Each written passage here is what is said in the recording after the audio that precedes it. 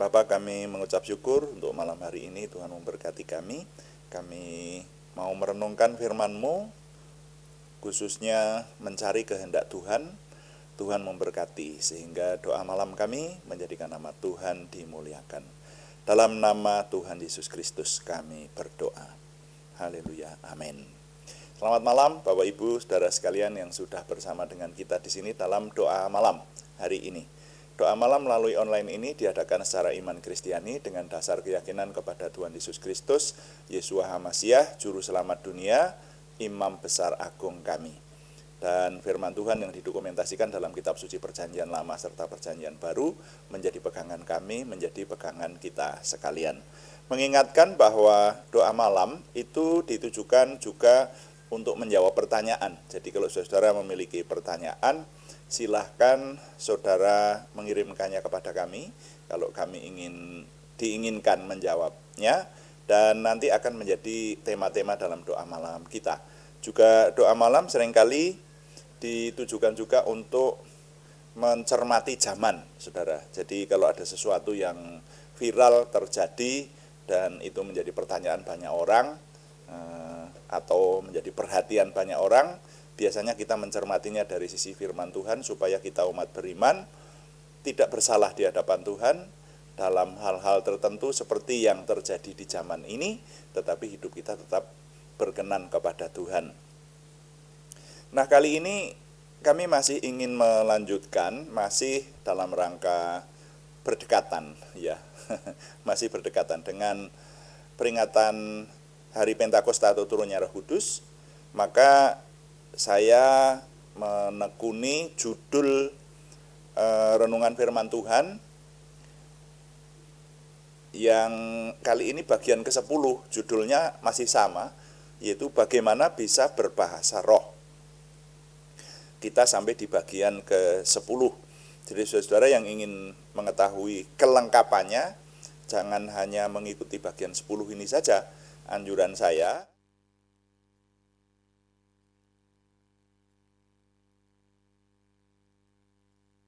saudara-saudara juga mengikuti bagian 1 sampai bagian ke-9 yang sudah lalu, dan masih tetap bisa dibuka di arsip yang ada di channel kita.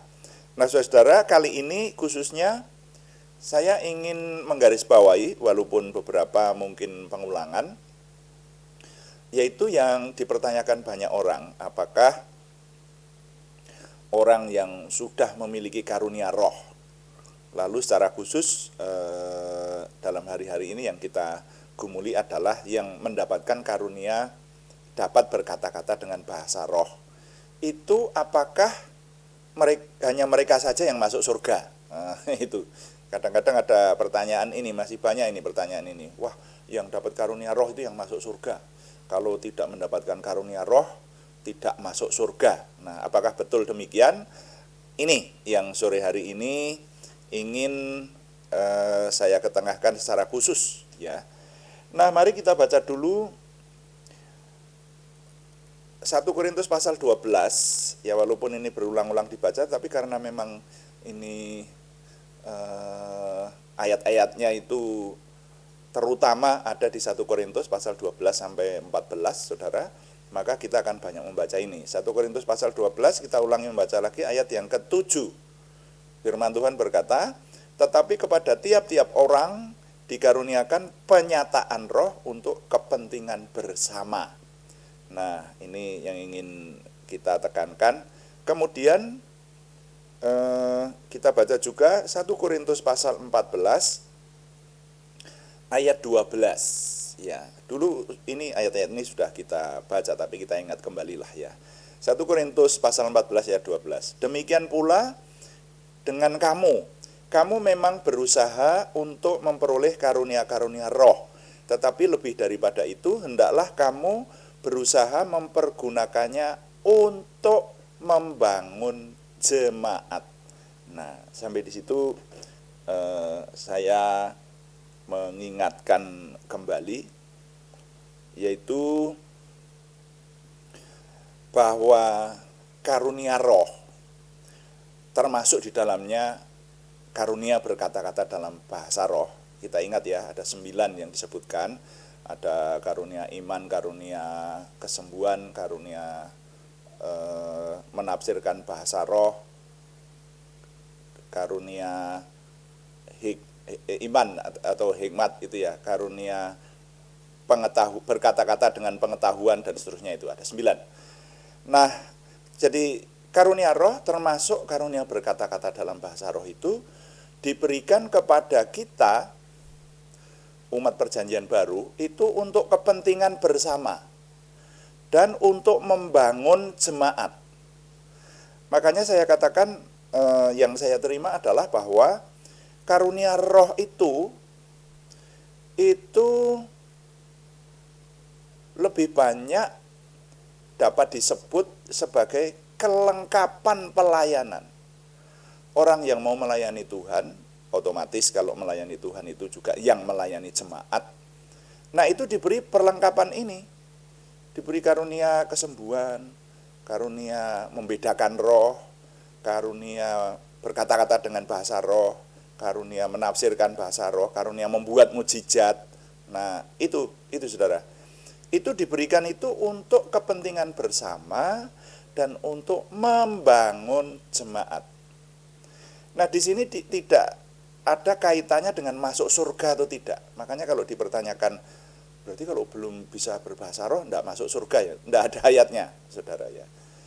Nah, tentang masuk surga atau tidak itu saya justru ingin mengingatkan, sebetulnya ada banyak ayat ini yang bagian Alkitab yang harus kita ingat, tapi paling tidak di Matius pasal 7 ayat 21 sampai 23, kemudian di Filipi pasal 2 ayat 12 itu menjadi patokan tentang yang masuk surga atau tidak, itu Saudara ya. Walaupun mengenai hal ini ada banyak pembahasan ya. Ada aliran teologi yang menyatakan bahwa setiap orang yang percaya kepada Tuhan Yesus itu pasti masuk surga walaupun dia melakukan dosa. Ya.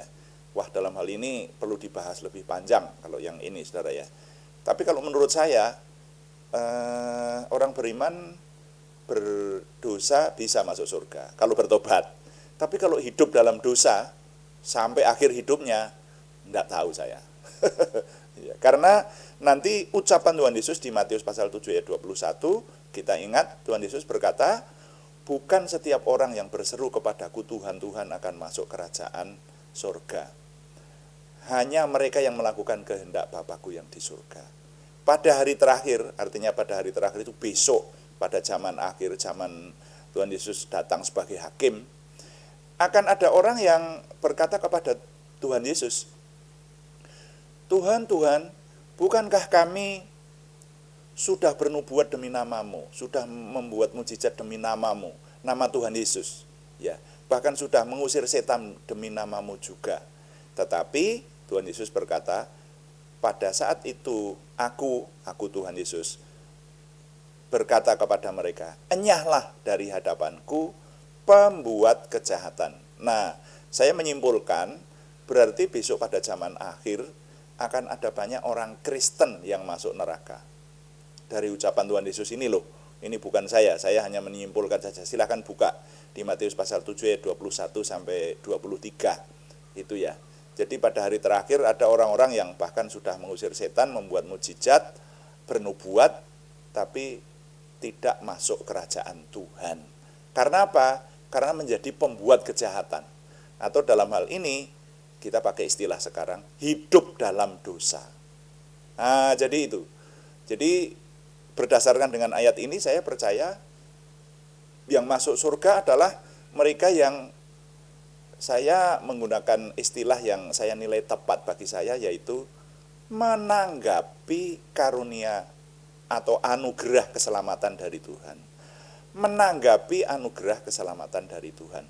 Nah, ini masih diingatkan lagi di Filipi pasal 2 ayat 12. Firman Tuhan berkata, hai saudara-saudaraku yang kekasih, kamu senantiasa taat, karena itu tetaplah kerjakan keselamatanmu dengan takut dan gentar.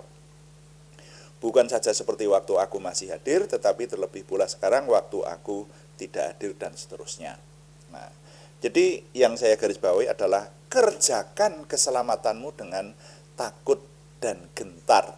Jadi di bagian-bagian Alkitab ini saya menyimpulkan orang yang masuk surga itu adalah orang yang mau menerima Tuhan Yesus Kristus sebagai juru selamatnya. Orang yang percaya dan mengikut Tuhan, menjadi murid Tuhan Yesus Kristus, dibaptis dan sungguh-sungguh menjadi anak Tuhan. Nah, itu sudah dikuduskan, dosanya sudah diampuni. Tapi itu kekudusan posisi. Harap diingat, pengajaran mengenai kekudusan sering dibagi dua, kekudusan posisi dan kekudusan progresif. Kesucian posisi dan kesucian progresif. Kesucian secara posisi itu dimiliki oleh semua anak-anak Tuhan, murid-murid Tuhan Yesus Kristus. Tetapi kesucian atau kekudusan secara progresif itu sangat tergantung daripada ketaatan orang yang bersangkutan. Kalau orang yang bersangkutan kelihatannya sudah baptis, sudah sering pergi beribadah, sudah menjadi anggota jemaat tertentu, tapi masih hidup dalam dosa, nah yang seperti itu pada hakikatnya orang tersebut bisa disebut dia bukan murid Kristus, saudara. Nah yang semacam itulah yang kalau menurut saya yang termasuk dalam ucapan Tuhan Yesus di Matius 7 ayat 21 sampai 23 yang Tuhan Yesus menyatakan besok aku tidak pernah mengenal kamu. Enyahlah dari hadapanku kamu sekalian pembuat kejahatan. Nah, jadi itu. Sehingga dengan demikian mari kita bisa membedakan antara jatuh dosa dan hidup dalam dosa. Orang Kristen, murid Tuhan Yesus bisa jatuh dosa? Enggak bisa. Tapi segera bertobat dong, begitu. Kalau enggak bertobat ya hidup dalam dosa namanya. Nah, kalau hidup dalam dosa, ya ingat perkataan Tuhan Yesus, pembuat kejahatan akan diusir oleh Tuhan Yesus. Itu loh. Makanya menjadi murid Tuhan Yesus Kristus itu masih perlu mengerjakan keselamatan dengan takut dan gentar. Nah itu. Dan sekarang mari kita bisa membedakan antara karunia roh dan pertumbuhan karakter. Nah itu loh. Jadi murid Tuhan Yesus Kristus itu juga harus bertumbuh. Kedewasaan imannya harus bertumbuh. Karakternya harus bertumbuh. Yang sering populer disebutkan, kita harus memiliki karakter Kristus, dikatakan semacam itu. Nah jadi kalau orang Kristiani dewasa, orang yang beriman yang semakin dewasa, orang-orang yang menjadi murid Kristus yang menuju kepada kedewasaan harus semakin memiliki watak atau hidup yang serupa dengan Kristus. Nah, itu di banyak bagian Alkitab dijelaskan. Nah ini harap dibedakan. Jangan bingung lagi, wah kalau saya belum bisa berbahasa roh, berarti saya enggak masuk surga ya. Bukan begitu. Ya, bahasa roh itu termasuk karunia roh yang diberikan kepada kita umat perjanjian baru. Sekali lagi saya mengetengahkan istilah. Karunia roh itu diberikan untuk kelengkapan pelayanan. Tidak ada hubungannya dengan masuk surga atau tidak. Mengenai masuk surga ini, nah kalau ini sepertinya kok ada hubungannya dengan pertumbuhan karakter, saudara ya. Kalau orang sudah baptis, sudah mengaku menjadi murid Kristus, tetapi karakternya tidak bertumbuh, jangan-jangan dia termasuk yang ditolak oleh Tuhan Yesus itu. Nah, itulah makanya kita harus mengingat firman Tuhan ini. Jadi, dapat kita simpulkan sekarang adalah bahwa karunia roh itu kelengkapan pelayanan. Sekali lagi, tidak ada hubungannya dengan masuk surga atau tidak. Ya, tentang masuk surga atau tidak itu sangat bergantung kepada imannya kepada Tuhan dan bagaimana orang yang bersangkutan menanggapi anugerah keselamatan dari Tuhan. Menanggapi anugerah keselamatan dari Tuhan itu dengan apa? Dengan ketaatan, saudara. Ya, itu artinya menanggapi. Kan Tuhan Yesus berkata di Injil Yohanes pasal 14, ya, mereka yang mengasihi aku adalah mereka yang mentaati aku, gitu. Jadi kalau orang yang tidak taat kepada Tuhan, ya namanya tidak mengasihi Tuhan. Padahal hukum utama bagi kita umat beriman di perjanjian baru adalah kasihilah Tuhan Allahmu dengan segenap hatimu, dengan segenap akal budimu, dan dengan segenap kekuatanmu. Nah, itu. Nah, jadi nilai yang dapat saya ketengahkan sekarang ini adalah umat beriman harus dapat membedakan antara karunia roh dan pertumbuhan karakter, sehingga tentang masuk surga memiliki pemahaman yang mantap. Ya, saya ulangi, umat beriman harus dapat membedakan antara karunia roh dan pertumbuhan karakter, sehingga tentang masuk surga memiliki pemahaman yang mantap. Tuhan dipuji, amin. Mari kita melayani Tuhan dengan doa, dan kita akan berdoa sesuai dengan yang Tuhan ajarkan, sesuai dengan firman Tuhan. Kita akan melayani Tuhan dengan doa. Kita berdoa. Bapa kami yang di surga, dikuduskanlah namamu, datanglah kerajaanmu, jadilah kehendakmu, di bumi seperti di surga. Berikanlah kami pada hari ini makanan kami yang secukupnya, dan ampunilah kami akan kesalahan kami, seperti kami juga mengampuni orang yang bersalah kepada kami. Dan janganlah membawa kami ke dalam pencobaan, tetapi lepaskanlah kami daripada yang jahat, karena Engkaulah yang empunya kerajaan dan kuasa dan kemuliaan sampai selama-lamanya. Tuhan, berkatilah kami dengan berlimpah-limpah. Perbuatlah sesuatu yang besar dalam hidup kami, dan itu jelas berasal daripadamu. Tambahkanlah pengaruh dan kesempatan kami bagimu. Berikanlah kami suatu perasaan akan hadiratmu dan petunjukmu senantiasa. Jagai dan lindungilah kami, supaya tidak jatuh dalam perangkap setan. Dalam nama Tuhan Yesus Kristus kami berdoa. Amin.